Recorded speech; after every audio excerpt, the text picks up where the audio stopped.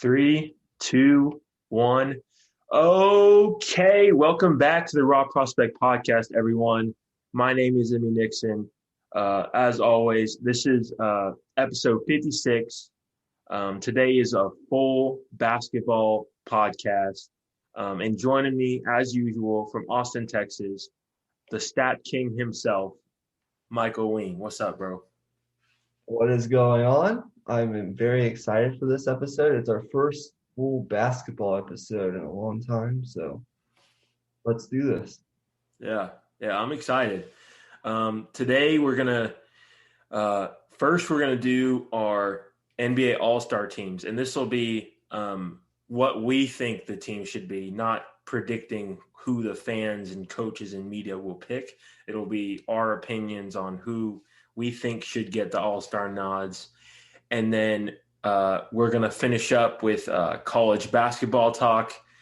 Talk about the main Power Five conferences, and then we're gonna and Big East as well. So today's just gonna be a shorter episode, just two segments, but I hope y'all enjoy it. We haven't done basketball in a while, so. Yeah. But before we get to that, two things. Let's just go ahead and introduce ourselves to our new audience that we're hoping to build on with these next couple episodes. And then secondly, let's take some time to congratulate the Tampa Bay Buccaneers on their Super Bowl victory. Right. Tom Brady gets his 7th win in the Super Bowl, officially cementing him as the GOAT. No questions asked, no arguments made. He's up here, and everyone else is sort of down here now. So, just thought I would mention that. And it's the Buccaneers' second Super Bowl championship. They have now won more Super Bowls than every other team in the NFC South combined. So that's just a stat to throw out there. Right. But let's introduce ourselves real quick before we get into this. Yeah, I got a little bit ahead of myself there, but right, we are expecting a lot of new viewers to our podcast, and we like to welcome you in and thank you for watching first and foremost. And as for myself, I'm Emmy Nixon. I'm a sophomore golfer at Bethany College, and I love sports. I'm a sports nerd in every sense of the word, I guess. I didn't mean to rhyme there, but I just have a fascination. I've always had a fascination with just the narrative surrounding sports, just the giving analysis, breaking down of film, and just going into the schematics of the game. And I'm still learning. I'm willing to putting the work to learn as much as I can. And if you're willing to join us on this journey, definitely consider subscribing. We're available on Apple Podcasts, Spotify, YouTube, pretty much anywhere you find podcasts, Google, Amazon, all of those. So, Michael, I'll let you go ahead and give your bio, I guess. As you said, I'm Michael Ween. From Austin, Texas. I am attending the University of Texas here in Austin, as you could probably tell by the shirt that I'm wearing. I am a advertising / marketing major here at UT. That's a whole nother story, what I want to do with that. But I got into sports at an early age, started by playing soccer and t-ball, which is kind of the younglings version of baseball. And then I transitioned to playing flag football and basketball, which then really sparked my interest in the NFL. My dad introduced me at a very young age to my favorite team, the Pittsburgh Steelers. Had me watching a lot of those games, and also had me watching a lot of Spurs games. We were both, or he was a big Tim Duncan, Tony Parker, Manu Ginobili fan. So, and San Antonio is the closest NBA city to Austin. and we've been in Austin for my entire life. So I grew up watching those two teams, and that kind of sparked my interest into going deeper into the stats, the the, the nuances of each game. And then lately, I've been trying to expand some. Been following some baseball as of late, mainly the postseason, but uh, trying to follow some other sports. Golf, that's something that we'll also talk about occasionally on this podcast when the majors come around. Emmy's a bigger golfer than I am, but we met in middle school, but we really bonded when I joined our high school golf team, and we were on that golf team for 3 years. But we met in middle school, and we really bonded over sports. And then we kind of a couple years in to our friendship, we both kind of sparked this idea. We both have a huge passion for sports. Why not we do something with it? That's how this podcast was created about 2.5 years ago. So Right. we're here, and we're hoping to get better with each and every episode. And so with that, let's just get into this. Yeah. Yeah. Yeah, let's do this. I'm going to start with my Eastern Conference picks. Okay. If I'm not sure which you had in mind to start with, but for me, for the starters, I'm just going to say the guards first. Okay. James Harden, and then for the shooting guard spot, this was really tough. I put Jaylen Brown / Bradley Beal. I'm kind of, it's either way with those. I think you can't argue with what either of these players have done. Both of these players have been fantastic. In Jaylen Brown's case, he's having a career year. Sorry about that. In Jaylen Brown's case, he's having a career year, career highs in basically every category, and just overall just looks much more confident on the floor. It took another step towards superstardom, really. And then Bradley Beal, he's been doing this for years. This year he's raised his scoring to another level. Obviously, the wins aren't there really, but that you can't really argue with the amount of input he's really putting out there. He's leading the league in scoring, and it isn't really much else to be said about that. He's doing what he can. So I'll Do you want let me you. to- Yeah. Oh, Yeah. so Eastern Conference backcourt, I do agree with you.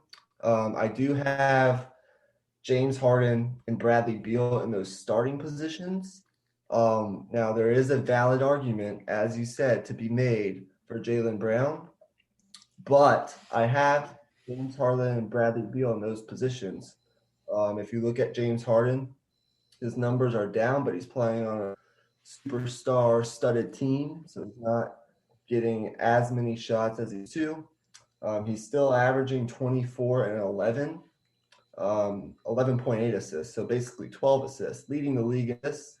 So he's been fantastic for them. And then Bradley Beal, like you said, leading the league in scoring, and pretty much is one of the only reasons the Wizards have won any games to this point. So at least when I watched the Wizards play, which is only like a couple times. So I agree with you there as far as Eastern Conference backcourt goes. So maybe let's talk about the front court. Right. Yeah, I wanted to split this up into parts so we could each give our 2 cents about each player. So for the 3 spot, I have Giannis Antetokounmpo. I know technically he's a power forward, but I have Kevin Durant in that spot. But it's really interchangeable. It doesn't really matter. It's not really. I don't think there's really specific positions for an all-star game. So, and then at center, I have Joel Embiid, who is a MVP candidate up to this point. No argument there. He's been fantastic. And they're number 1 in the East right now. The 76ers are. So, and he's been leading to wins, and he's just been putting up all the stats you want from a guy like him. And I feel like he's finally putting the things together in terms of being consistent, and I feel like he's been on the court more. He's playing back to backs. He's there, and he's there mentally as well every single night, and that's the biggest thing with Joel Embiid. Yeah, no argument here with the Eastern Conference um, front court. Is it front court? Yeah, it's Right? front Yeah, court. front court. Yeah. My mind blanked for a second there for a minute. Um, Giannis at the 3 or the 4. You can interchange him and Kevin Durant. Durant's been absolutely insane coming off an Achilles injury. Right. Pretty much putting up close to 30 points per game, 7.5 rebounds, and 5.5 assists on over 52% from the floor and 45% from three. Those numbers are just off the charts in all categories. And then you look at Giannis, who, Milwaukee, started kind of slow. I guess for their standards, working in some of those new pieces, trying to feel things out here in the early going. But he's still averaging 27.5 points per game, 11 rebounds, close to 6 assists, a steal, over 1.5 blocks, shooting 56% from the floor. Just Giannis numbers all around. The 2-time reigning um, MVP. You have to include him in this. And then absolutely no argument with Joel Embiid. Um, one of the leaders in the clubhouse for MVP at this point. We're like over a third of the way into the season, I believe. So, um, yeah, he's been dominant, more consistent, as you mentioned. And I have a stat here. Not only is he the main reason for the Sixers' success to this point, I believe they're like the 1 or the 2 seed in the East right now, but he's made a major difference. It's been a majorly different team when he's off the floor as opposed to when he's on the floor.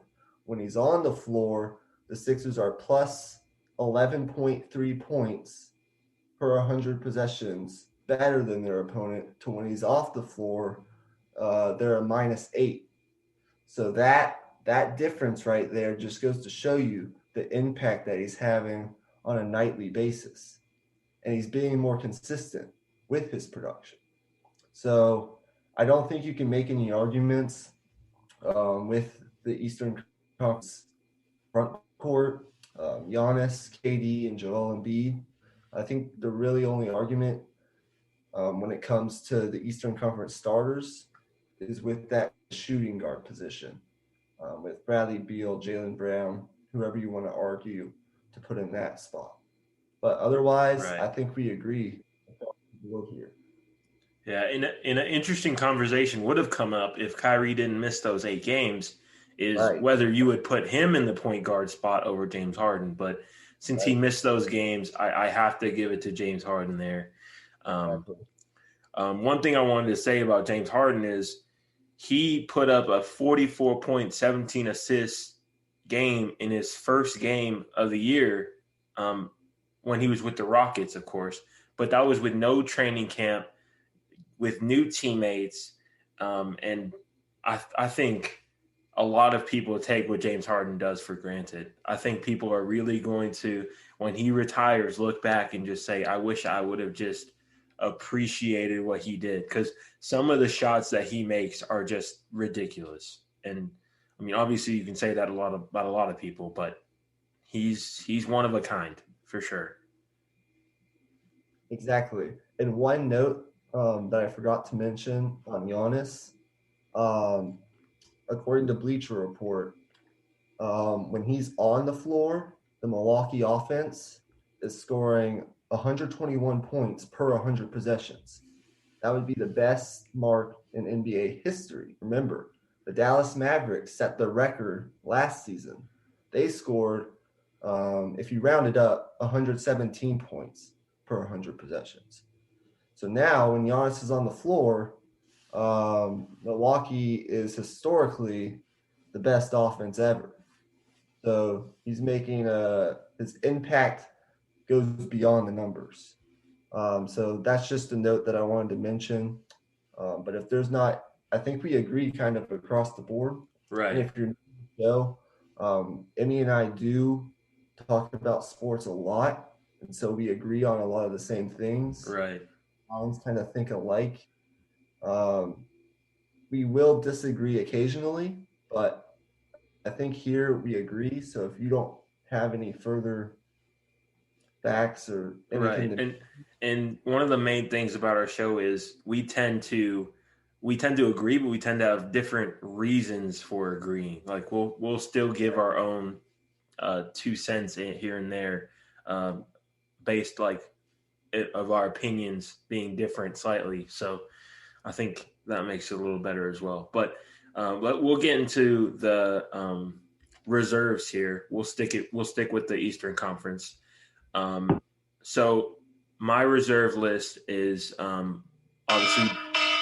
Oh my goodness, what is happening? I don't know why that's happening. Okay. Uh, Obviously Bradley Beal or Jaylen Brown. That goes without being said since I had them as my starters as well. And then Kyrie Irving, Chris Middleton, Jason Tatum, and Domantas Sabonis. And then my last two reserves are Trae Young and Bam Adebayo. So going down the list here, I already talked about Bradley Beal and Jaylen Brown. Kyrie Irving, though, he's shooting 50, 40, 90 right now. He's been fantastic. He's shooting 42% from three and 94.5% from the line, which is just absolutely ridiculous. And he's doing that while giving better defensive effort overall than we've seen from years past with him. So overall, I think this might be one of the best versions of Kyrie Irving we've seen since he's left Cleveland. I think if he stays healthy, uh, he's going to play a huge role in whether this team goes to where they want to go, the Nets team. So moving on, Chris Middleton, uh, he's 50, 40, 90 as well. He's shooting 51% from the field, 44% from three, 93% from the line. And obviously, like you said earlier, we're only a third of the way into the season, but having this many players shooting 50, 40, 90 is just completely it's unbelievable, honestly. There's only been a few players to ever do that. So if these players are able to hold up doing that, that makes it even more impressive. So, but with Chris Middleton, I mean, you have to put him in because just simply from the fact that he's so efficient and every single night he gets his buckets no matter what. Like there's no night where you just like shut down Chris Middleton. Like he's going to get his no matter what. Like his game is not flashy, his game is not super inducive to like highlights, but it's fundamentals based. He's solid every single night and he's pretty good defensively as well. So he's a really good complementary piece when it comes to the Bucks. He's pretty much as good as it gets when it comes to second options. So my next player, Jason Tatum, he had a rough night last night against the Jazz, and that might skew the stats a little bit. But before that game, he was shooting a career high 43.5% from three. So he's shooting is going up as well as his teammate Jaylen Brown. So both of those players are ascending even higher than they were last year. But the reason I have him in the reserves rather than Jaylen Brown is just I think it's clear that Jaylen Brown has been the better player overall this season. He's been, I'd say, more consistent Jason Tatum still has rough nights here and there where he struggles with his shooting, but he's still an all-star. I think that's goes without saying. And then my last player, and then I'm going to let you talk here, is Domantas Sabonis. Um, he got the Pacers off to a really fast start out of the gate this season. I don't know if you recall, they got off really hot out of the gates. They won, I think, 5 of their first 6 or something like that. They've cooled off a little bit, but his play has been solid the entire year, and I think he's still one of the most underrated players in the league. And I think he's one of the players that proves that the post game still exists. He's one of those old school 90s style post players. So that's pretty much all I have to say with that. You go ahead. Yeah, I agree with you. I'll start with the 2 Celtics players, Jaylen Brown and Jason Tatum. They're both putting up kind of identical numbers. Jaylen Brown's averaging 26.7. Tatum's averaging 26.8. They're both throwing out about 6 or 7 assists, 3 or 4 assists, averaging 5 to 7 boards. Both are very good defenders. Shooting numbers are pretty good. And they're a big reason to why the Celtics are what they are.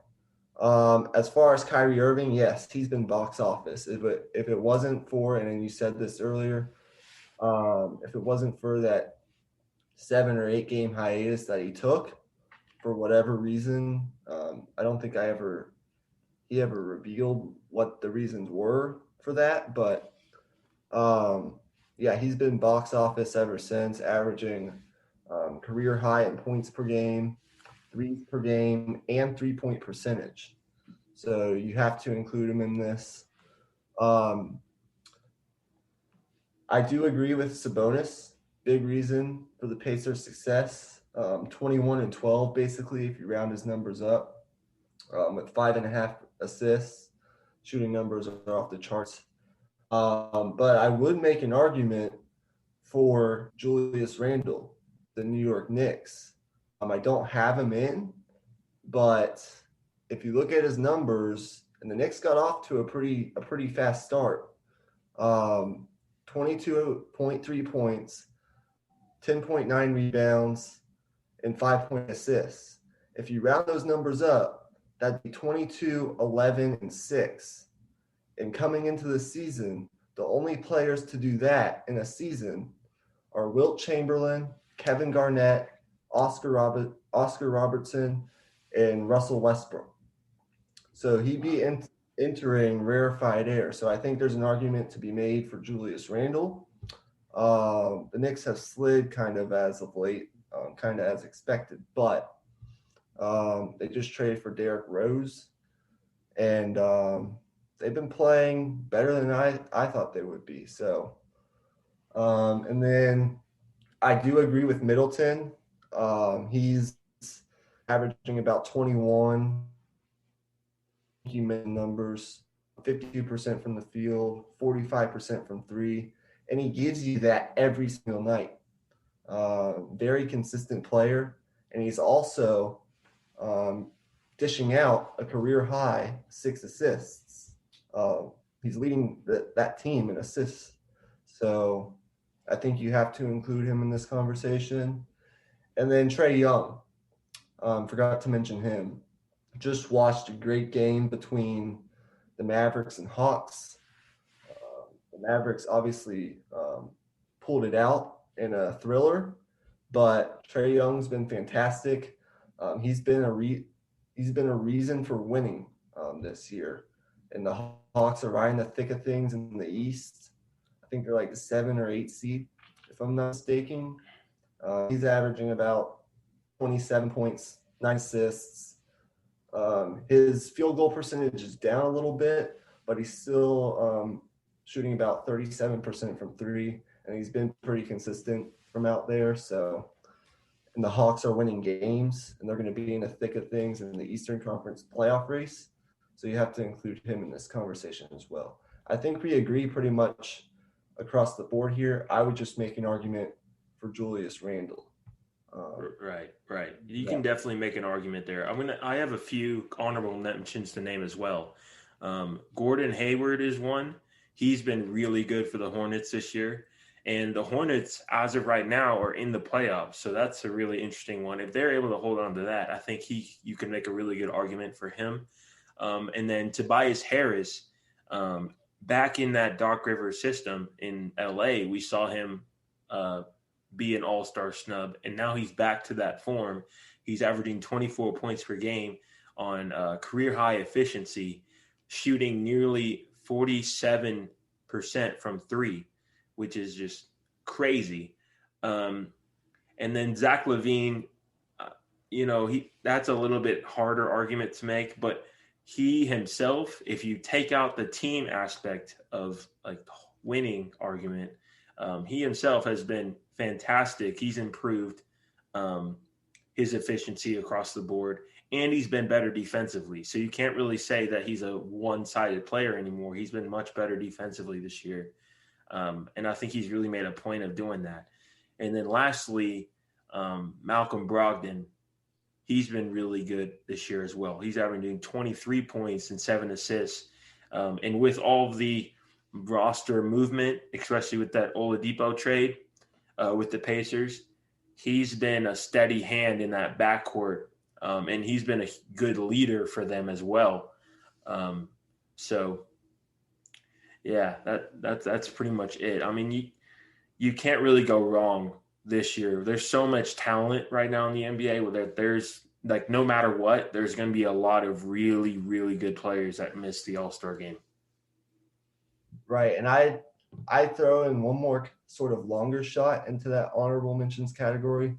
I know the Raptors started kind of slow, but Fred VanVleet has been really good as of late. I think he had like a 54 piece a couple nights ago, and he's putting up about 21 points on 38% from three, throwing out about 6.5 assists, pulling down 4.5 rebounds, and averaging about 2 steals per game as well. So I throw him into that category, but he's kind of a longer shot. Right. I think guess the Raptors would have to get above 500 for that to happen, but I can see that happening for sure. They're a team that can definitely go on a run. Right. They've been better as of late, and Fred VanVleet's a big reason why. So we'll see what happens with that, but with that, we can move to the West. Right. Okay, Western Conference. So for the West, I have in the backcourt Stephen Curry and Luka Doncic. I'm just gonna go down the list here just completely.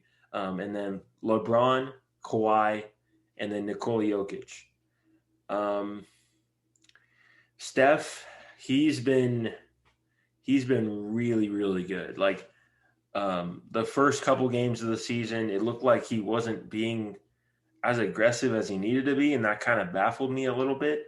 But I think he was just kind of getting a feel for what he needed to do to get this team, getting a feel for the team since he has so many new teammates. And as soon as he did that, about the fourth or fifth game of the season, he's just been on a tear, and there's been basically nobody in the league that can guard him with the tear that he's been on. It's been unbelievable. 27 points per game, 40% from three on about 10 attempts. And without Klay Thompson, he's the one guy on the court that you have to keep an eye on. He's still just going off. It's crazy what he's doing. And then Luka, I might be a little bit biased, but I think Luka. I think you can make an argument for Damian Lillard taking Luka's spot. But with Luka, he's averaging 27 points per game, 9 rebounds, 9 assists, nearly averaging a triple-double. But the main thing is he's been I don't really know how you can actually. I think I'm going to change my pick. I'm going to put Damian Lillard over Luca. If I'm being completely subjective and non-biased, I think I have to put Damian Lillard over Luca because Damian Lillard's statistics are comparable and he's getting wins. So I think me putting Luca might have just been a, a byproduct of me just being a Mavs fan. And then LeBron, uh, not really much you can say that hasn't already been said. 36 years old in his 18th year, still doing his thing. You know, he's still the best player in the NBA, and he'll be back in the playoffs again, and he'll be back contending for another championship. And then Kawhi Leonard, another player who's in the 50-40-90 club as of right now. He's been really underrated in terms of his MVP conversation. He could be a key candidate as well, since his team is third in the West right now, I believe. But that's another conversation for another day. And then Nikola Jokic, this is his best scoring season by far, 26.8 points per game on an 8.6 assists and over 10 rebounds. He's a center that is one of a kind in every sense of the word. He can give you 45. He can drop triple doubles. He can do it all. It's just he's so unique as a player. Yeah, I agree with you. Now, let's just get Stephen Curry out of the way. All you really have to say about Stephen Curry is he's putting up very comparable numbers, very similar numbers to the 2015-2016 version of Stephen Curry, who was a unanimous MVP that year. I don't have the statistics like compared to themselves, but they're very similar. There was a Ringer article, the Ringer, very fantastic NBA sports pop culture website, recommend it, that had an article about Stephen Curry and the impact that he's having on the Golden State Warriors. 29.6 points per game, 6 assists, 5.5 boards, shooting about 43% from three. Player efficiency numbers are off the charts, about 25.6. That's top 10 in the league. Now, the interesting spot in each conference is kind of the shooting guard spot. That's really where you have the arguments to be made. I know you could go either way with Lillard or Doncic, but I'm going with Doncic. And I know the Mavs have struggled here in the early going, but they've had a tough schedule and some injuries / COVID issues to go along with that. So while, they went on that 6-game losing streak, they've had some tough games, some tough scheduling breaks, and Luka's been fantastic through it all. Some people say he's having an off year, but he's still putting up close to 28 per game, 9 assists, 9 boards basically on 46% from the field. And his player efficiency numbers are also very good. So you can make the argument, if you value winning to this point more, yes, put Damian Lillard in there. But I'd go with Doncic in that spot. And then as far as the front court goes, I agree with you across the board. Kawhi giving you solid production all across the board for a team at the top of the West. We'll talk about his kind of running mate in Paul George, who I have in the reserves. But Kawhi, 26 points per game, close to 2 steals per game, 50% from the floor, great efficiency. Once again, LeBron, there's really, as you said, you really can't say anything besides the fact that I'd make the argument he's the leader in the clubhouse for MVP for one of the best teams in the league, the Los Angeles Lakers. Karl Malone is the oldest player to win MVP in 98, 99.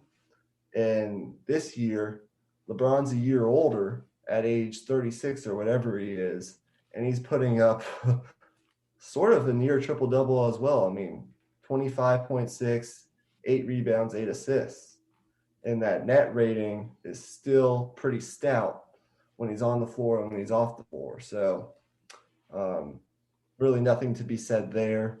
And then Jokic, I mean, he's in an article published today by Bleacher Report. It says Jokic has led the league in box plus minus, and he's the only player in the league top 10 in scoring, top 10 in assists, and top 10 in rebounds. The only player in the league to be top 10 in all three of those categories. So you talk about a player that's been fantastic, especially from the center position as a passer and a scorer. You go with Nikola Jokic. So really no arguments there in terms of the front court. But there you go. Right. What do you think? I think What do you think about the argument for Anthony Davis being in the starting lineup, maybe over Kawhi? Because I saw some articles put him in over Kawhi, but for me personally, I think Kawhi deserves that spot with all the numbers that he's putting up. Um, but I'd be interested to hear your opinion on it. yeah, I agree with you. I don't know. When I watch the Lakers, and I've watched them a lot, it seems to me that at points in times, Anthony Davis hasn't been as dominant or aggressive as he should be. There's been moments where it's been kind of lackadaisical on the offensive end of the floor. And I think from a Kawhi standpoint, not only is he still putting up fantastic numbers, averaging 26. I can regurgitate the numbers over and over, but he's playing more games. There hasn't been as much load management um, from what I have seen Right. up to this point in the season. I think you have to reward him for that. So Anthony Davis, I don't have the numbers in front of me. I'm sure he's still putting up fantastic numbers, but I give the spot to Kawhi because I think you have to reward him for playing more games and not resting, load managing as much. That's just my opinion. Right. Yeah, I think that's right. But moving on here to the reserves, in no particular order, here's my list. So I have Damian Lillard, Anthony Davis, Donovan Mitchell, Rudy Gobert, and DeMar DeRozan. Um, but obviously, I switched Damian Lillard and Luka Doncic, so that would be Luka Doncic in that number one spot. But I already talked about both of them, so I'm just going to move on to Anthony Davis. Anthony Davis, he's it's a no brainer for him being an All Star. The only argument is whether he should be a starter, but I agree with you in terms of some of the things on the eye test this year. I think it might be a bit of championship hangover, or maybe I know it's been a lot of basketball. He didn't really have a true off season since he played in the finals, and he probably had the shortest off season of everybody because they were spending a bunch of time celebrating as well. So it might be that. It might be just him going through the motions. Maybe he's not worrying about the regular season as much. But I just find it interesting that he's being a little bit more lackadaisical when you see a guy on his team, LeBron, be laser focused. LeBron hasn't missed one game, and he's just been lighting it up all year. He's just been so focused in. It feels like every single game. So that it feels a little bit uncharacteristic of him. But moving on, Donovan Mitchell. The Jazz have won 17 of their last 18 games. They're top 5 in offensive and defensive rating. Donovan Mitchell is averaging 23 points, uh, 6 assists, and about 5 rebounds. Um, and he's missed a few games because of a concussion, but overall, his impact has been fantastic. And I think um, the Jazz getting 2 All-Stars is pretty much a formality, simply from the fact that they're at the top of the West and they've been the most, uh, they've been the best team overall in the West and the most deserving of 2 All-Stars. I think that you may not have picked beforehand. I'd say you may not have picked the Jazz to have 2 All-Stars, but now you kind of have to give it to them. And then my last of the first 5 reserves, DeMar DeRozan. Um, the Spurs have been. I'll let you get into the Spurs a little bit more in depth. I'll leave some of that to you since that's your team. But DeMar DeRozan has been fantastic. We saw that first of the doubleheader against the Warriors. He closed that game out. He was fantastic, throwing cross court passes to people, hitting people wide open, getting to his spots in the mid range. Um, I don't know. It just feels like um, him and Pop are on the same page, and I think I think he maybe came into the season wanting to silence some of these trade talks and some of these rumors about the Spurs wanting to get rid of him because he's come to the season with a chip on his shoulder and he's been so good for this team. Like it's hard to explain just how good he's been. He's been so good. I would love for DeMar DeRozan to get voted to the All-Star team because everything you just said is spot on. He's been an integral piece to this San Antonio Spurs early success. It seems he's on a mission, as I said, um, like episode 54 where we did the NBA tiers list. Go back and watch that if you haven't already. Hit the like and subscribe buttons. Oh, right. We We'll say forgot to that say that. Right. we'll Like and say subscribe. throughout the podcast. But yeah, I would love for DeMar to get that. I think he's putting up like 20 and close to 5 rebounds and or close to 6 rebounds and close to 6 assists. It seems that his assist production has gone up every year since he's been in San Antonio, and I'm sure some of that can be attributed to just the San Antonio system and I guess just him making plays. But the thing is it's the Western Conference, and there are so many good players that I'm just not sure that he'll get in. But I do have him in because um, he can fit in there in one of those front court spots because he's been playing a lot of that small forward, power forward spot for the Spurs um, here this season, and that's something that they transitioned into last year in the bubble play, where they started to play really well, incorporate more of their young talent, the DeJounte Murrays, the Keldon Johnsons, who's been absolutely fantastic, the Lonnie Walker, all those guys started to get more playing time. And that's really carried over into this season. Since this is who I would pick, yes, I do have DeRozan, but I will say I'm not sure there are going to be enough spots to fit him in, although that he is, of course, very deserving. But I do have pretty much the same as you. Anthony Davis, it's a given that he's going to get an All-Star nod pretty much every year. That's just how good he is. Whether it's as a starter or a reserve, well, you can argue that, but he's still top 5 player in the league. So you have to include him in this. Donovan Mitchell, yes, have to put him in here, averaging 24. Big reason the Jazz are like, what are they? one in the West. They're 20-5. That is just insane. Right. And as you said, they've won like 17 of 18 games. Right. Yeah. Amazing.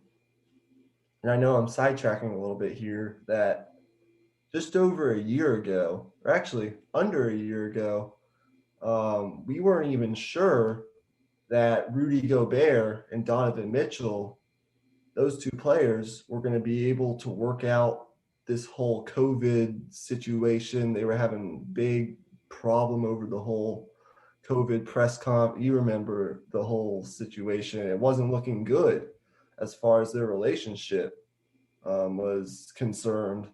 Um, just under a year ago, and now look at them. They're gelling. This is a team that's been together now for a couple of years, and it's working. I mean, they are playing very good. So you gotta include him and Rudy Gobert, I'd say, in this conversation. A guy I want to include is Devin Booker. The Suns are fourth in the West, sitting 5 games above 500. So if the playoffs start today, and I know it's early, they get a home playoff series. And Booker is averaging about 23 on good shooting numbers for the Phoenix Suns. So I don't know. It's going to be tough because there's only a certain amount of spots, but you have to include him in these conversations. And then is there anyone I'm missing? Oh yeah, Paul George has to be in here as well, along with Damian Lillard. So I don't know how many guys I just mentioned, or if I went over the I limit, think but you're right on the number. I listed my first five reserves, so I still have two more I didn't mention. My last two spots were Paul George and then Devin Booker. So those are the two guys you just mentioned. Um, but I really wanted John Morant to be in, but there wasn't enough spots. There just wasn't. And with him missing those games, um, it's hard to get those all-star spots in the West. It's basically you have to be flawless to get in. So John Morant, De'Aaron Fox, Shai Gilgeous-Alexander, all those guys like that, they're just gonna barely miss. So yeah, it's just life is such in the Western Conference with all right. these good players and all these good teams. So is there anything else that we are forgetting to mention? Um, I don't think so. yeah, I think we can hop right into our college basketball talk. I do believe that the All-Star starters get announced on like the 15th or 16th. Yeah, I think on the 16th. Okay, so about a week, just under a week, I guess, until those get announced. So good thing that we're getting this out here now. Give y'all a couple days to chew on this before the actual starters do come out. And then in a future episode, and we've done this before, we'll probably do a draft where we draft our own teams because that's been a good segment that we've done in the past. So we'll get to that in a future episode. But let's Have y'all ever thought about starting your own podcast but thought it would be too complicated? If your answer to that question is yes, let me tell you about Anchor. Anchor is the easiest way to start a quality podcast. First of all, it's free. There's creation tools that allow you to record and edit your podcast from any device. And on top of that, Anchor is owned by Spotify, so you have access to a full library of sound effects, background music, transitions, and even full songs that you can add in. Anchor will distribute your podcast for you, and it will hook you up with sponsors so you can make money on your podcast. It's literally everything you could ever need to start a podcast all in one place. Download the free Anchor app today or go to anchor.fm to get started. let's transition into our second segment, college basketball. Now, if you are new to this podcast, um, you know that, or you will learn that I am a big college basketball fan. bigger than just, I guess, more of a casual basketball fan that just watches later into the regular season and into the conference tournaments, and of course, March Madness, because who doesn't watch March Madness? And I'm kind of starved to talk about college basketball. One, because we didn't get March Madness last year. So it's going to be coming up on 2 years here in March since the last NCAA tournament game was played. So that's number one. Number two is we haven't talked a lot of college basketball up to this point in this season, and it's already getting to mid-February. And we're about 30 days away from Selection Sunday. And before you know it, conference tournaments are going to be starting here in about 2 or 3 weeks. So the segment that we're going to be doing today, we're going to be looking at the Power Five conferences and the Big East, because the Big East is a big basketball conference, or a notable basketball conference. And we're going to be ranking sort of those conferences based off the teams within them and how competitive the conferences are. So we'll just get this started. Right. Do you want to start with ACC? That's your conference. You're a fan of Virginia, so. I'm still a fan of Virginia, but I think I'm going to go. We have 6 conferences that I really want to talk about. I think we're going to go in, I guess, Big 12? from 6 to 1. Actually, no, let's go 6 to 1. Let's get the Pac-12 out of the way. Okay. Because not that they're a bad conference, but they're just not as good as any of these other conferences are. Right. And this has been a kind of a trend here in the past couple of years. You had the one run that Oregon made that one year, a couple of years ago, like 3 or 4 years ago, where they got to the Final Four and eventually lost. But other than that, the Pac-12, I mean, UCLA hasn't been as good as of late. A lot of the Blue Bloods are struggling. UCLA is, they're not struggling, but they're not ranked in the AP top 25. There's only one team that I really see posing any sort of threat to make a run into the second weekend of the tournament, meaning Sweet 16 or Elite 8. That's what second weekend means. And that's USC, the Trojans. They're 15-3. They're the only Pac-12 team ranked in the top 25. And they have coveted NBA prospect, the center, Evan Mobley, who's been fantastic and is far and away the best player in the entire conference. So he'll be a top 5, top 10 pick come June in the NBA draft. They're the only Pac-12 team also to rank both in the top 25 in offensive efficiency and defensive efficiency. Now, there are a couple other teams in this conference that will make the tournament, Oregon and UCLA being a couple of them, along with Colorado, who's been pretty impressive as of late. But when it comes to the Pac-12, when I assess the strength of a conference, you have to have some teams that are actual legit threats to get the ultimate prize, the Final Four, the national championship. And I just don't see that with any of these teams. So it's not that they're a terrible conference. It's just they're not as strong as any of these other conferences. So that's my take on the Pac-12. I know Emmy is not as big of a college basketball watcher as I am. So he doesn't, I guess, know as much as I do. So if you don't have anything you want to say about Pac-12, we can get into.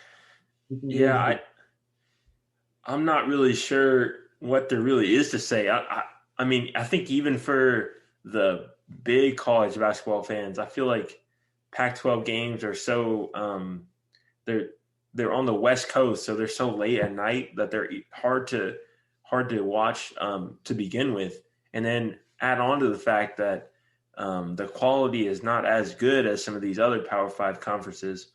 Um, it doesn't make for uh, Yeah. must see TV. Let's just say it like let's just to say it lightly. It doesn't really make for must see TV. Now, So I would say going into the Pac-12 tournament, I will say do get a chance to watch Evan Mobley because right, he's going to be potentially a top 5 pick. Definitely, as long as he stays healthy and nothing insane happens down this last month or two of the season. But I will say for those casual fans out there, if you're going to watch a Pac 12 game, make it be the USC Trojans. right, Okay, let's mention the Big East. The Big East, in the Big East, if you aren't familiar, you have Villanova. That's kind of your blue blood in the Big East Conference. They've been pretty damn good as well this year, 12-2. They did lose a not so great game to St. John's earlier or I believe it was last week, but they've dealt with some COVID issues. They haven't played as many games as some of these other teams, but they're still fantastic. Road win over Texas, some other really good quad one wins. And then you have Creighton. And these two teams I can see making legit runs to like Elite Eight, Final Four. About Jay Wright. He's been there, done that, right? Um, this Villanova, this Villanova team, while it may not be as strong as I guess past title teams, they're still going to be a force to be reckoned with when it comes to March Madness. And then Creighton, they're one of the best offensive teams when it comes to offensive efficiency, and they're dangerous. They got some really good players on that team. I'm not going to get into to the specifics.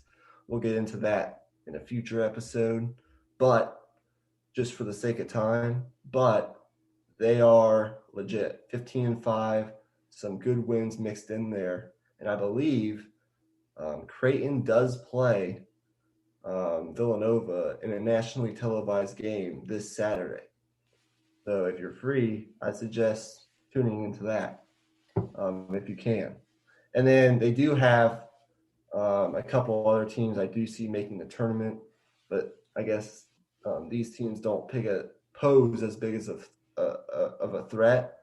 Xavier is there every year, but they really never seem to do anything when it comes to March Madness. So I find it hard, despite their really good record. I find it kind of hard to take them really seriously. And Seton Hall, they're also a perennial tournament team. You see them in there as like an 11 seed every year.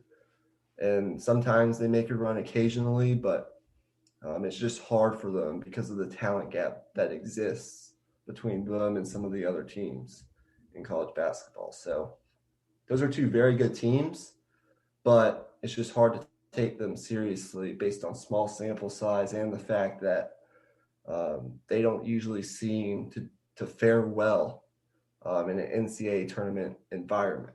So that's the Big East. I think you're going to see 4 or 5 teams getting in. That's usually how it is every year. I can make an argument UConn will get in as well.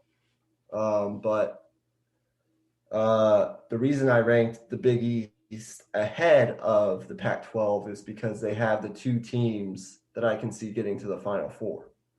Whereas the Pac-12 only has, I guess, throw USC in there. Why not?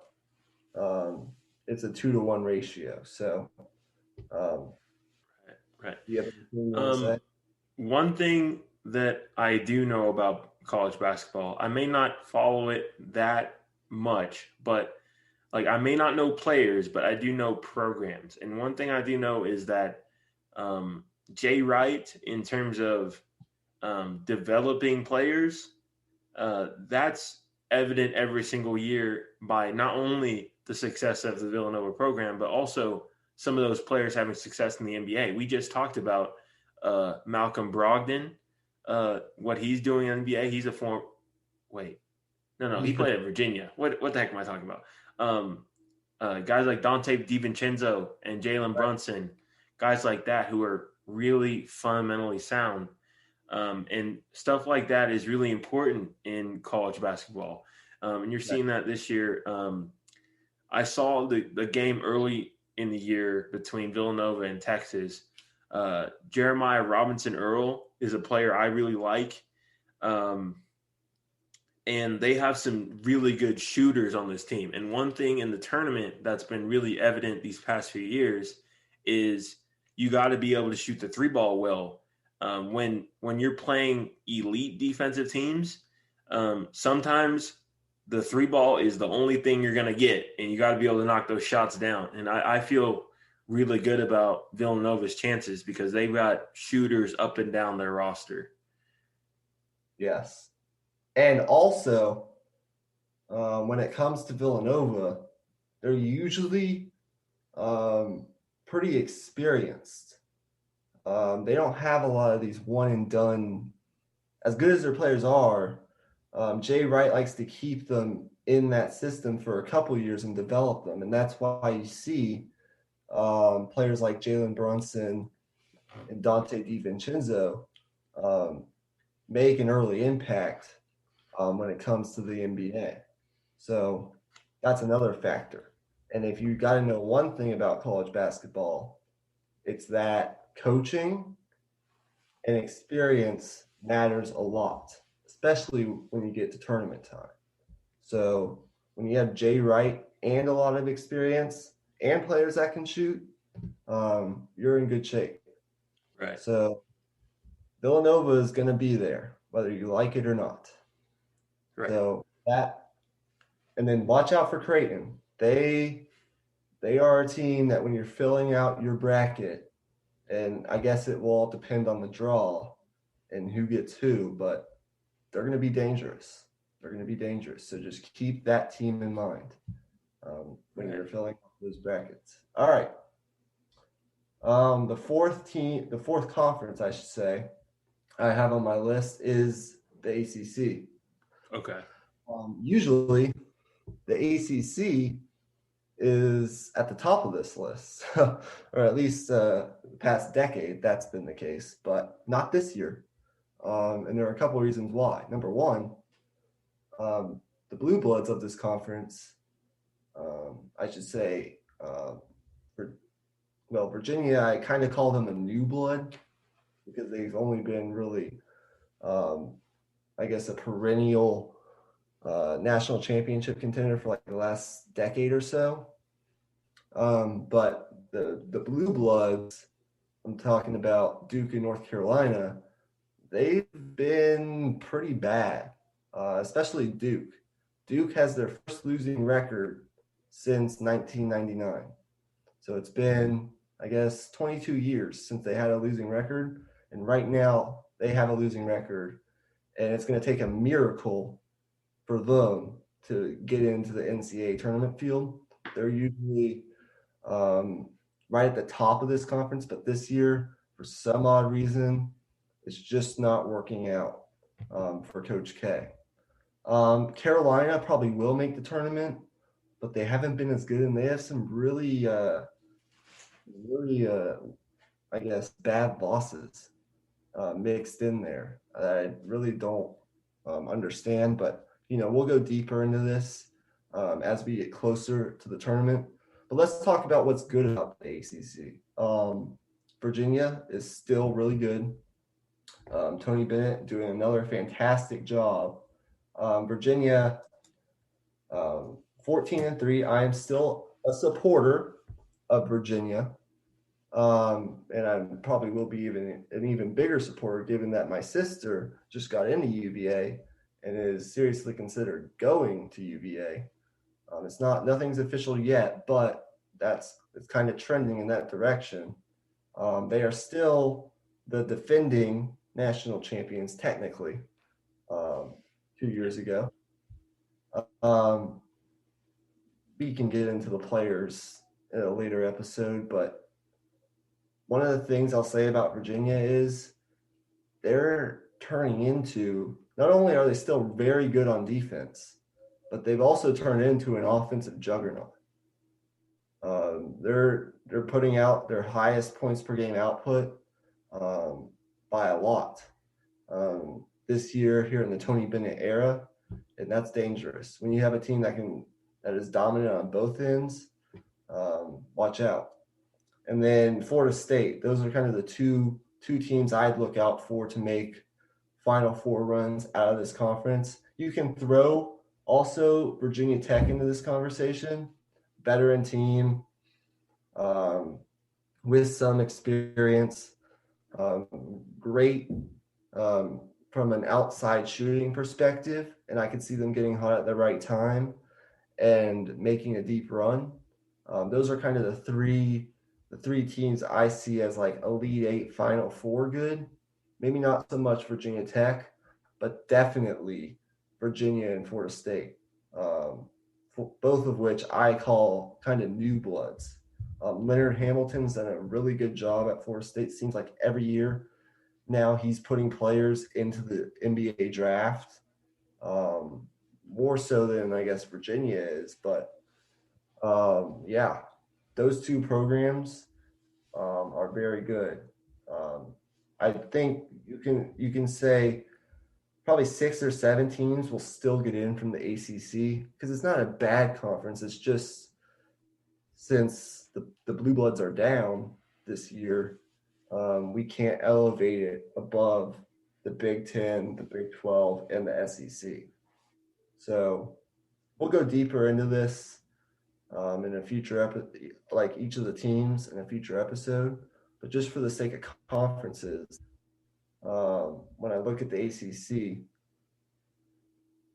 they're just a little bit better than the Big East because of the depth. But teams like Clemson and Georgia Tech and Pittsburgh will probably be vying for a tournament bid here down the stretch. I see like 6 or 7 teams getting in, but definitely watch out for Virginia, Florida State, and Virginia Tech. If you're going to watch an ACC game, those are the 3 teams you got to be paying attention to. Right. The first thing I think about when you say that the two main blue bloods are down is COVID. I mean, it kind of feels like maybe since these are the two teams that tend to lean on freshmen giving them production, maybe them not having a true traditional college basketball season, I guess. Maybe that played a role in some of their struggles that they've had. But I mean, I'm not an insider with the team, so I would have to read up a little bit more on that. But a little bit of what I'm thinking based on just some of the teams that have risen up from some of the main guys going down is just coaching. You see the good coaches rise above because I think obviously Florida State and all those teams, they have talent. But one thing that all 3 of those teams you just mentioned have in common, Virginia Tech, Florida State, and Virginia, they all defend at a really high level and they execute in late in the second half and close out close games. And that's the biggest difference to me between them and a team like Georgia Tech or Pittsburgh or teams like that. Exactly. The coaching is a huge factor. Leonard Hamilton and Tony Bennett are 2 of the best in the business. And Leonard Hamilton gets overlooked a lot, but he is one of the best. He ranks probably top 10 for me. If I were to rank my coaches now, he's doing a fantastic job, not only recruiting, but developing his players to go to the next level. And that's a big reason for that team's success. And one thing about Florida State is they are very athletic. That's one thing that stays consistent with that program from year to year. They get long, athletic guys that are good on the defensive end of the floor, that are versatile offensively, and that's what makes them dangerous. And as far as Virginia, they're just fundamentally sound. They're going to slow the game down, play fantastic defense. Tony Bennett's going to implement that pack line defense as the season goes along. And with guys like Sam Hauser, who is a transfer from Marquette that you may not be familiar with, but he's really given this team an offensive spark. And then Jay Huff is another name to know, a junior, a 7-foot center, can stretch the floor, shoot it from three. Kind of reminds me of like a Frank Kaminsky type, but I think he'll have a bigger impact in the NBA just because I think he's more skilled down in the low block, and what he can do off the dribble for a 7-footer is also really impressive. Virginia is one of the best front courts in college basketball with Hauser and Huff, the two H's, as I like to call them. So, or the H brothers, or whatever you want to call them. So, and then obviously Kihei Clark, now entering his, I think it's his third year. Yeah, because his freshman year was National championship. Yeah. national championship. So he's really grown into a very good point guard. The size is something that he gets knocked for, but for a guy his size, he's fantastic on defense, and he's putting up really good numbers, especially from beyond the arc. Has really grown as a shooter. So that's kind of a rundown of those two teams. Virginia playing really well. They got beat down by Gonzaga in like mid-December. But Gonzaga does that to pretty much everyone. So in Virginia, if you know anything about Virginia, and I know I'm kind of ranting, but they've implemented also some new players. And it takes time. It takes a month or so to really learn that Tony Bennett pack line defense and to really get comfortable in that system. So they were having some struggles early, but now as we get closer to the tournament, they're starting to figure things out offensively and defensively. Dangerous. Right. Again, when it comes to the tournament. All right. So if you don't have anything else to add, let's mention the SEC because they're also a very good conference. Now, very similarly to the ACC, the one blue blood in that conference, Kentucky, is just having, let's just say, not so good of a season. They've only won like 5 or 6 games. They've played a really tough schedule, but they're pretty much done at this point as it's concerned to hopes to make the tournament. But teams like Missouri, Alabama, Tennessee, Florida, all these teams have risen to the top, and they're going to put probably 6 or 7 teams into the tournament. So if you want to add anything in when it comes to one thing I would want to ask you is, what do you think? Why do you rank SEC above the ACC when it comes to conference ranking? I think it's just a matter of depth. I think that I know that Virginia and Florida State are really good, and they would probably be, I guess, well, yeah, Virginia would be atop the SEC right now for sure. But I'm looking at Tennessee, I'm looking at Alabama, I'm looking at Missouri, I'm looking at Florida. All they have to do is get healthy. And I'm looking at Arkansas, has also been really good. All 5 of those teams, I think you can make a legit argument that they could make a run to like Sweet 16, Elite 8. Whereas with the ACC, I think only like 2 or 3 teams will probably be in that conversation, and the fact that the SEC, I believe, has more teams ranked than the ACC does, and it's close. But I like the depth, and I also like the bottom of the conference. I think the bottom of the SEC is more talented. Teams at the bottom of the SEC are more talented than the teams at the bottom of the ACC. That's just my opinion. But it's close. I think they're like neck and neck. But I guess we should get to, because I've kind of been ranting, the two best conferences, and that's Right. Big Ten and the Big 12. And these are the two conferences you probably are most familiar with, um, given that Texas obviously is in the Big 12, and when you watch college basketball, a lot of the Big 12 games are aired on national TV, and the same goes with the Big 10. Now, how you rank them, well, it's up to you. They're pretty much like 1A and 1B. They're that close. I put the Big 10 slightly above the Big 12, but that's just because teams like Texas and Kansas and Oklahoma State have struggled as of late. Those were teams that were kind of near the top of the rankings about a month ago, but they've kind of fallen off as of late, whereas the Big Ten is solid all the way through. Um, I'll give my quick 2 cents and then I'll let you chime in. When it comes to the Big 12, just know that while Gonzaga is really, really good, I think Baylor is the best team in the country. They're 17-0. They play in a tougher conference than Gonzaga, playing tougher competition, and they've won all 17 of their games by 8 or more points.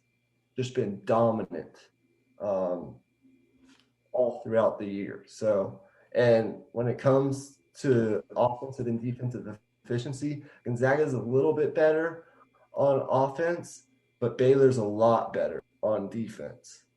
I mean, they can switch at all five positions. The defensive versatility with Baylor is just insane. And they guard for all 40 minutes. There is no quit and there is no like let up, take your foot off the gas type thing with this Baylor team. And another thing is all five of those players in that starting lineup, we're talking about Jared Butler, Maceo Teague, Davion Mitchell, some of the other guys they have in that starting lineup. Mark Vital is another guy, the center. They can all shoot the three, and they all shoot it at a very good clip. So while Gonzaga's going to be dangerous, probably will get to the Final Four, given it's going to take probably an injury or something weird to kind of slow either of these teams down. That's just how good they are. They're in a tier by themselves when it comes to, I guess, ranking the teams. But I just think the gap between Baylor and Gonzaga defensively and the competition that they play on a night in, night out basis elevates Baylor over Gonzaga. That's how good they are. And then the depth off the bench. We'll get into that in a later episode. But Baylor's just all around. I mean, there's really no holes when it comes to the Baylor Bears. So, and then obviously with the Big 12, you have West Virginia. Oklahoma's been hot as of late, beating 4 top 10 teams in like their last 6 games. Texas kind of fallen off as of late, but I think they'll be okay. They just need to clean up some of these. They just need to be better when it comes to the details. They're one of the worst free throw shooting teams in the country, and that can kill you when it comes to the NCAA tournament. And they're also lackadaisical sometimes when it comes to securing rebounds and taking care of the ball on offense.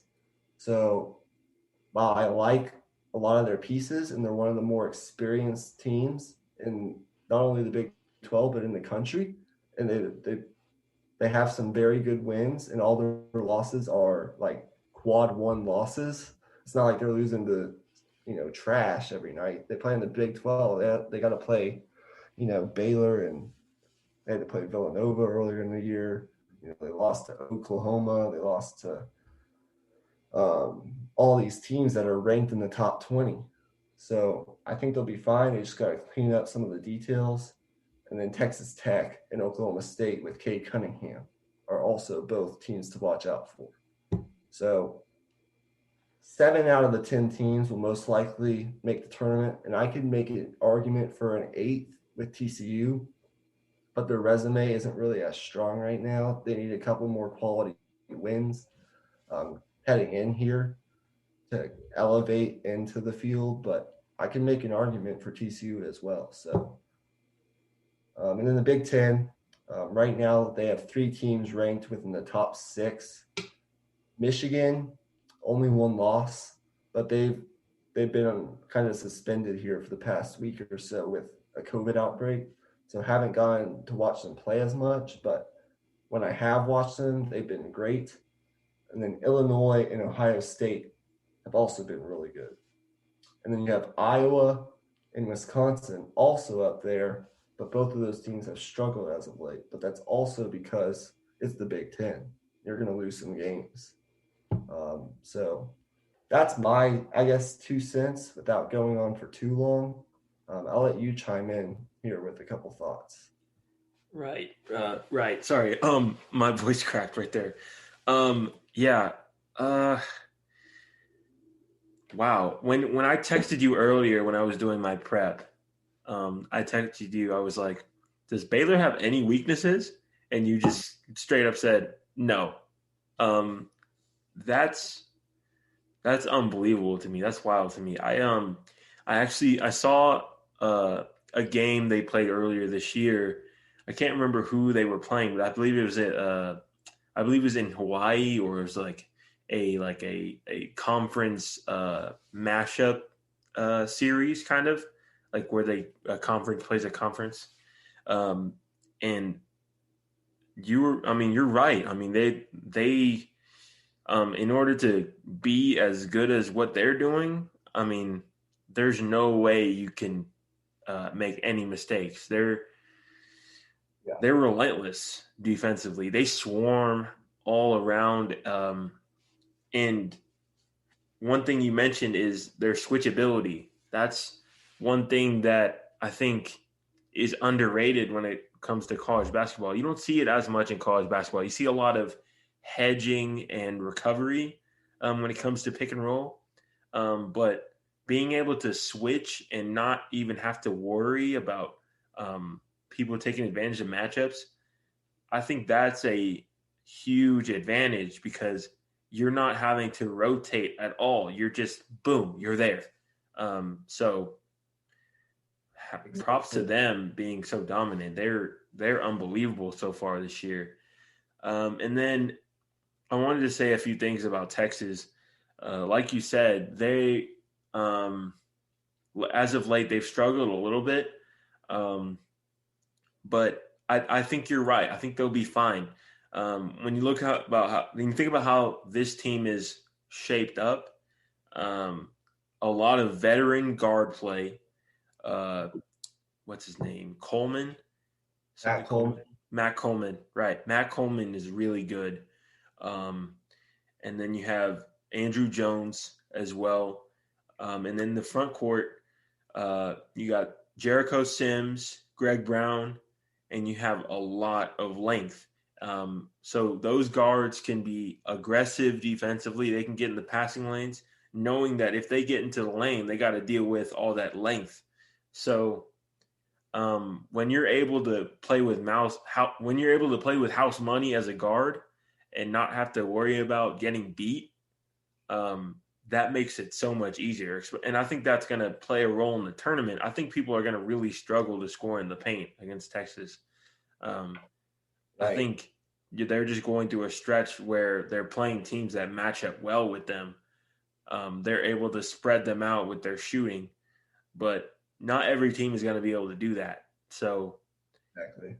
They're a team that's built for March, and we'll have to see how that goes because they've had a not very good history in March. But this is a new team, so we'll have to see. And then I'll say a few things about the Big 12. Um, Iowa was a team early in the year that was really intriguing to me. Luca Garza, I don't know what he's been doing as of late, but early in the year, he was hooping. He was unbelievable. He was a guy that I had never heard of. So he came out of nowhere, and I was like, wow, is he going to be a lottery pick? Like, he's doing everything out there. But as you said, they've been struggling lately also. I think February is the point in time in the year where fatigue starts to set in, injuries start to set in a little bit, and I think by the time I think this is the point in time where a lot of teams are being cautious about injuries with their key players, and I think by the time their conference tournaments come around, they'll be healthy and all these teams will be at their best. So I wouldn't worry about any of those teams that are struggling right now that are ranked. Yeah, you hit everything right on the head. I'm very impressed. One thing you mentioned is you kind of piggybacked off my um, Baylor point about the defense and the switchability. And one thing I wanted to say was not only, well, I'll just throw out a couple stats because that's just what I do, Right. as Barack Obama likes to Yeah. say. The stat king. They're third in offensive efficiency and third in defensive efficiency. So they're pretty much even on both ends of the floor. Um, and as I said, they're a lot better on defense than Gonzaga is, and that's why I have them number one as opposed, well, you know. But I went to the Texas Baylor game last week. I think it was last Tuesday. And they were switching Mark Vital, who's built kind of like he doesn't have like the athleticism or the skills of Zion Williamson, but he's built like Zion and he doesn't move as well. But they were switching him onto Andrew Jones, Courtney Ramey, and and Matt Coleman, excuse me. So that just goes to show you, and he was playing good, very, very good perimeter defense. So that just goes to show you kind of that's a mini example of the switchability that this Baylor team has. And I want to say a couple things about Texas, just because I think it's warranted. Number one, Andrew Jones, I think, has been probably one of the best, if not the best story in college basketball. Coming off a hip surgery, not a lot of people know that he also had hip surgery. I guess it was a torn labrum. He's coming off of that, and he's also coming off of the chemo treatments that he had for being diagnosed with leukemia a couple of years ago. So he's had to he's had to gain some weight, get back into basketball shape. And in Big 12 play, he's been one of the best players in the conference, averaging about 19 points per game in Big 12 play, which is just insane. And then you mentioned the um, the veteran backcourt of this team, the three guards that they have. Andrew Jones being a junior, um, Courtney Ramey's a junior, and then Coleman's a senior, and they're all very good. They just got to clean up some of these careless turnovers. And as far as the front court, you mentioned the length, and I think that's a very good point. Not only Sims and Greg Brown, who are both fantastic on defense and give you occasional spurts of great offense, but Kai Jones coming off the bench. He's been a guy that's been put in, and he's only a sophomore. So we don't know if he'll actually come out and what his draft evaluations will say. But he's a guy that NBA teams are going to, like, this is your new big, your new modern big in the NBA. He's a guy who can run the floor, very athletic, very good rim protector. He's a rim runner. And he shows I guess spurts of being able to create out on the perimeter. So that's another guy. Long, lengthy defensively, rim protector, production off the bench to watch out for when it comes to Texas. And they also just got back Jace Fabris from a foot injury. He's coming off the bench now. So they're getting more bench production than they already had when they started 10-1 or a top 5 team in the country. So those are just a couple things. And I could go on and on with this, but since we're sort of ranting now, I think that should do it. Yeah, I think that's gonna wrap this up, guys. Thank you for watching. Thank you for listening. And like we said earlier in the show, if you're new here, definitely consider subscribing. We're going to be pumping out content here pretty consistently. Obviously, with the football season over, we're not going to be talking, we're not going to be recapping games or anything like that when it comes to football, but we're going to be doing some NFL draft stuff. And I'm actually really excited about some of the NFL draft research I've been doing to prepare for that. So keep that in mind. We're Watch going to, that and watch out for number one, another quarterback trade could be coming by the time that we record another episode, which will right, be 4 or 5 days. And also watch out for probably in our next episode or the one after, we need to address the coaching hires because we haven't right, done that. We've been kind of putting that off. So we'll be doing right, that along with all the draft stuff. So even right. though football season's over, the talk won't stop, and then obviously basketball will continue to be a big part of this. So And I think you might see a March Madness episode where we just make our brackets. I think that could be a good little mini podcast as well. So that's going to do it, y'all. Thank you for watching, and have a good day, have a good evening, whatever it is for y'all. Peace out. Where's the end record button? Ah, there it is.